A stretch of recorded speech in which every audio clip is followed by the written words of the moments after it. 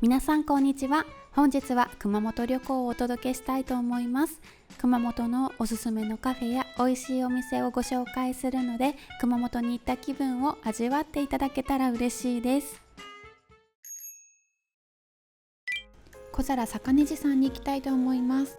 カウンターのみの小さな隠れ家バル、まるで宝石のような日替わりの小皿料理がショーケースにずらっと並びます。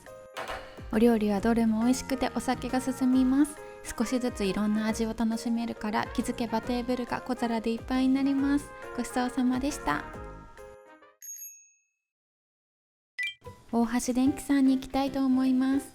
クラフトビールとスパイス料理が楽しめる立ち飲みバーです。お昼からのクラフトビール最高です。スパイスの効いたカリカリの餃子は癖になります。玉ねぎの甘みとスパイスの香り、ピリッとした辛さ、ビールの苦みと相性抜群でした。ごちそうさまでした。ラーメン赤組さんに行きたいと思います。行列ができていました。黒マー油が香ばしく濃厚なのに飲みやすい豚骨スープ、細麺がスープとよく絡んで美味しかったです。ニラの香りがたまらない餃子、ビールと相性抜群でした。ごちそうさまでした。ケルン吉本さんに行きたいと思います。レトロで落ち着いた空間です。濃厚なデミグラスソースがたっぷりかかったハンバーグ、ナイフを入れた瞬間肉汁がじゅわっとあふれてきてテンション上がります。味も最高でした。チーズがたっぷり乗ったチキンのチーズ重ね焼き、チーズのコクとトマトの酸味が相性抜群でした。ごちそうさまでした。偕楽園さんに行きたいと思います。プリプリのエビ、野菜がたっぷり乗ったタイピーエン、鶏ガラベースのまろやかなスープはあっさり、もちもちな春雨、優しい味で美味しかったです。タイピーエンと相性抜群の高菜飯、八角の香りがするジューシーな唐揚げ、美味しかったです。ごちそうさまでした。プリンセスタルトさんに行きたいと思います。三年坂にある行列ができるタルト専門店、季節のフルーツを贅沢に使った華やかなタルトが人気です。タルトに合わせて提供してくれる紅茶、ぶどうは一粒一粒宝石みたい、サクッと香ばしいタルト生地、アールグレーの華やかな香りとオレンジのジューシーな甘み、美味しかったです。ごちそうさまでした。とんかつカツレツ亭さんに行きたいと思います。六白黒豚が食べられるお店、粗めの生パン粉で揚げたサクサクのとんかつ、噛むと中からじゅわっと油の甘みが広がります。ご飯が進みました。蓋を開けた瞬間、だしと玉ねぎの甘い香り、卵はとろりと半熟で衣に染み込んだだしと一体になって優しい味わいでした。美味しかったです。ごちそうさまでした。風紀製麺さんに行きたいと思います。昆布水に使った麺は滑らかでもっちり、魚介の旨味が詰まった麺と相性抜群でした。醤油の香ばしさとだしの優しい香り、鶏の旨味が詰まったスープは飲み干したくなる美味しさでした。ごちそうさまでした。せっか三坊さんに行きたいと思います。店内でそばの実を砕き、その日の温度湿度に合わせて打つそばは香りが強く喉越しがいい。天ぷらもサックサクで美味しかったです。喉越しが抜群の冷たいくず切り、黒蜜の優しい甘さが美味しかったです。ごちそうさまでした。どら菓子あんあんさんに行きたいと思います。焼きたてをそのまま食べられるお店です。上品な甘さの粒あん、ふわふわ生地が美味しい。福岡グルメどうでしたか？皆さんが好きなお店を手土産にもおすすめ。ごちそうさまでした。大文字さんに行きたいと思います。蒸したての豚まんが食べられるお店です。ほんのり甘い厚めの生地はふわふわで柔らかい。野菜の甘みと豚肉の旨みが詰まって美味しかったです。ごちそうさまでした。ケイカラーメンさんに行きたいと思います。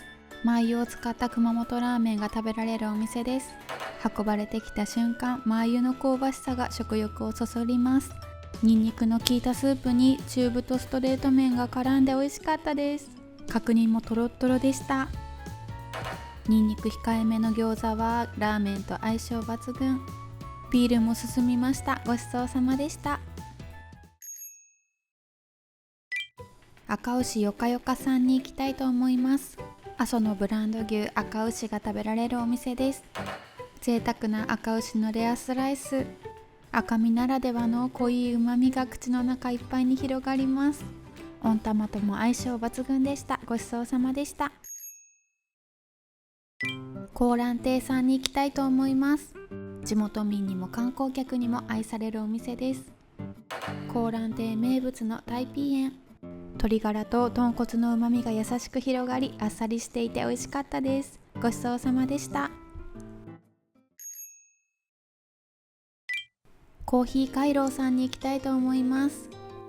築120年の町屋をリノベーションした人気カフェ、焙煎したてのコーヒーがいただけます。和菓子とコーヒーの組み合わせが人気。柔らかいお餅にジューシーな果実、控えめな甘さがコーヒーと相性抜群です。おしゃれな空間でゆっくり過ごせました。ごちそうさまでした。熊本ラーメン伝さんに行きたいと思います。豚骨の濃厚さに焦がしにんにくの香りが重なり、パンチのあるスープ、チャーシューも厚めで柔らかい。深夜でも食べられるので飲みの締めにもおすすめです。ごちそうさまでした。スイスカフェさんに行きたいと思います。席も90席とたくさんあり、ゆっくりできるカフェです。人気のリキュールマロンを注文しました。スポンジひたひたにリキュールが染みていて、お酒好きにはたまらないデザートです。ごちそうさまでした。熊本城で少し食べ歩きをしました。熊本といえばからしれんこん、和からしのツンとした刺激が鼻に抜けて癖になります。れんこんもコロッケもビールと相性抜群。ごちそうさまでした。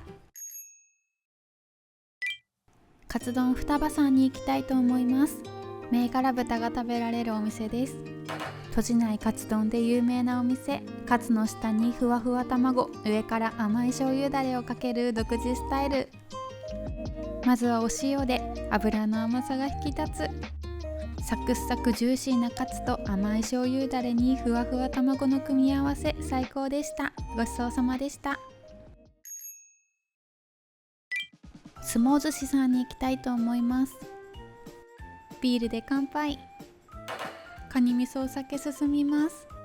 トロは口の中でとろける。ウニが甘い。ホタテもねっとり甘くて美味しいです。穴子はふわふわ。イクラの磯の香りがたまらない。味もコリコリ、新鮮で美味しかったです。ごちそうさまでした。おでん松村さんに行きたいと思います。関西風のおでんで、このライブ感も楽しいです。ビールで乾杯。前菜からおしゃれでテンション上がります。お作り3種、どれも新鮮で美味しかったです。名物のおでん、出汁が染みて美味しい。角煮は柔らかくて口の中でふわっととろけます。和牛筋はとろとろ、甘いネギと相性抜群。卵は黄身がとろっとしていて上品。出汁がよく染みています。コロッケは味噌もクリームに混ぜられていて濃厚で美味しい。牡蠣はプリプリで何個でもいける美味しさです。落ち着いた空間でデートにもおすすめのお店です。ごちそうさまでした。熊本ホルモンさんに行きたいと思います。ビールで乾杯。優しい出汁で煮込まれたホルモン、とろっとろ。白味噌で煮込まれたホルモンをビール進みました。馬レバーはプリッとした食感と濃厚な旨味が最高。馬肉ユッケは甘くて卵黄と食べると濃厚で美味しかったです。ごちそうさまでした。坂荘さんに行きたいと思います。個室中心の落ち着いた空間で楽しめる人気の居酒屋です。ぐるぐるは酢味噌でさっぱり、エビカツはプリプリサクサクでビール進みました。熊本といえば馬刺し、にんにく醤油で食べましたが驚くほどの甘みで美味しかったです。2杯目は焼酎、サービスの荒炊き、甘めに煮込まれた荒炊きは柔らかくて美味しかったです。ごちそうさまでした。侍さんに行きたいと思います。店内には大きな生けすがあり、新鮮なお魚が食べられます。ほのかにピンクがかったおこぜのお作りはとっても綺麗。濃厚なコクと驚くほどの甘みが美味しかったです。トマトの天ぷらは熱々でジューシー、甘みと旨みがぎゅっと凝縮されていて美味しかったです。焼き魚も香ばしくて身はふわふわ、カワハギが売り切れていたので次回は食べたいと思います。ごちそうさまでした。ムツゴロウさんに行きたいと思います。馬肉料理の専門店です。ビールで乾杯。とりあえずぐるぐる。サシが綺麗な馬刺し、脂が口の中でとろけて美味しい。馬肉と納豆は相性抜群。鶏の香ばしさも最高です。馬肉の出汁が効いたお味噌汁、ほっこり美味しかったです。ごちそうさまでした。シュマンダンフィニさんに行きたいと思います。夜だけ開く大人のスイーツバー、宝石のようなケーキとお酒も楽しめる人気店です。ケーキは見た目も味も本当に美味しい。ごちそうさまでした。国亭さんに行きたいと思います。昭和32年創業の老舗ラーメン屋さんです。お昼時は行列ができていました。ビールで乾杯。国亭名物の卵入りのラーメンは生卵入り。豚骨の甘みと焦がしニンニクの香りがするスープ。